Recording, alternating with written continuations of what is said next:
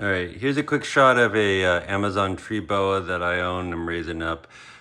These are really amazing animals for people who are curious about arboreal species.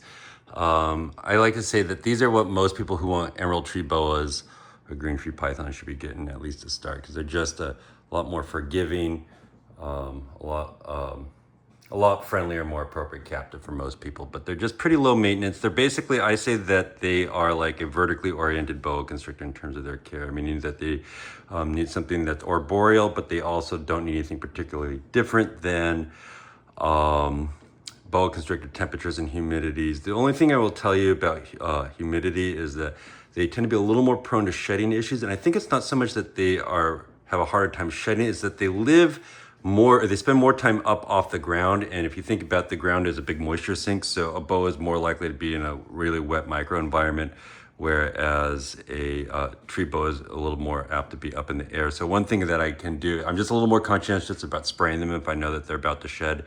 And then the other thing I'll do is I'll take a big wad of wet moss and stick it up in the trees, tree branches with them in case it just boosts their humidity. It seems to help them a little bit. But every once in a while I'll have to help one shed, but that's basically the only other thing. But they're pretty low maintenance. You can set them up, I set them up semi-bioactive, and so they only get their cages cleaned out like 3 or 4 times a year.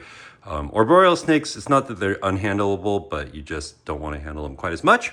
And I also never force them off of things. So this one was just easy to get on a hook, which is why I was able to film it, and also why I don't film too many others. But other than that, the genetics on these are really interesting. There's, I don't really understand. There are some genetic morphs to them, but there's also just a lot of polygenic variability in what you can get out of a litter. Like I have some that are garden phase. They're just a little more traditional cryptic colored, and you can pop animals like this out of them. So it's pretty wild like this. But temperament on mine they're motion reactive. So if you wave your hands in front of them, they'll bite you because they live in trees and want to snatch something out of the air as it comes scurrying past, a lizard or a bird or something.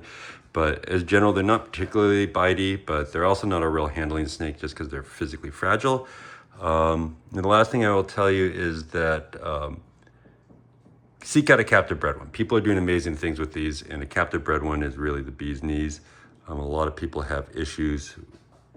You can buy these off of a flesh peddler's table really cheaply, but they're just going to be sick and distressed and give you a sad time, give the animal a sad time. So just buy captive bred ones. That's what I tell you. But yeah, great little animals. I keep them basically in big gecko cages. This one was produced by Jason Chapman.